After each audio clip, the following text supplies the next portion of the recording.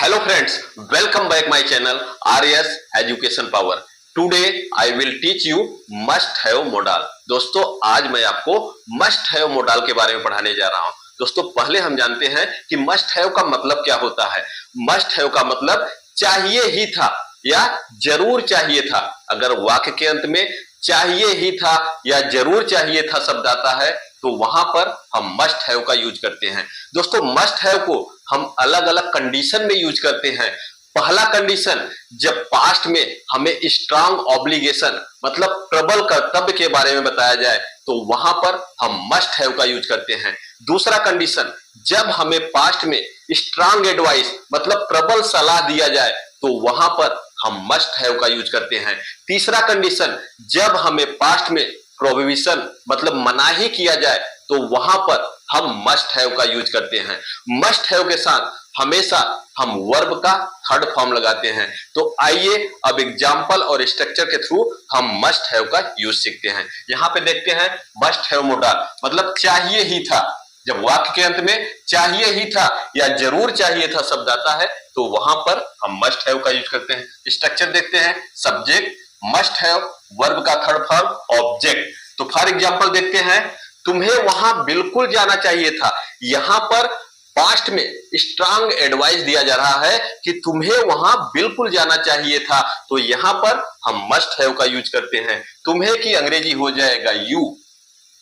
You के साथ हम लगाएंगे must have. You must have. जाना चाहिए था गो, गो का थर्ड फॉर्म हो जाता है गॉन, वहां तो हो जाएगा there. Okay, did you understand? Next example देखते हैं, हमें अपना काम अवश्य पूरा करना चाहिए था। यहां पर स्ट्रांग ऑब्लिगेशन के बारे में बात किया जा रहा है कि हमें अपना काम अवश्य पूरा करना चाहिए था तो यहां पर हम लगाएंगे मस्ट हैव। हमें की अंग्रेजी हो जाएगा वी। वी के साथ हम लगाएंगे मस्ट हैव। क्या हो जाएगा? पूरा करना मतलब कंप्लीटेड। कंप्लीटेड आवर वर्क, अपना काम मतलब our work. Okay, did you understand? अगला एग्जांपल हम देखते हैं, तुम्हें उसे बताना ही चाहिए था। यहां पर स्ट्रांग एडवाइस दिया जा रहा है कि तुम्हें उसे बताना ही चाहिए था तो यहां पर भी हम मस्ट हैव का यूज करते हैं। तुम्हें की अंग्रेजी हो जाएगा यू। यू के बाद मस्ट हैव हम लगाएंगे। यू मस्ट हैव, बताना चाहिए था मतलब इन्फॉर्म। इन्फॉर्म का थर्ड फॉर्म हो जाता है इन्फॉर्म, उसे मतलब हो जाता है him. Okay, did you understand? Next example देखते हैं, उसे किताब जरूर पढ़ना चाहिए था। यहां पर भी पास्ट में स्ट्रांग एडवाइस दिया जा रहा है कि उसे किताब जरूर पढ़ना चाहिए था तो उसे की अंग्रेजी हो जाएगा ही। ही के बाद हम लगाएंगे must have. He must have. पढ़ना की अंग्रेजी हो जाएगा रीड। रीड का थर्ड फॉर्म हो जाएगा रीड, उसके बाद किताब तो हो जाएगा बुक। Did you understand? समझ में आया? अगला एग्जांपल देखते हैं, हमें गरीबों की मदद जरूर करना चाहिए था।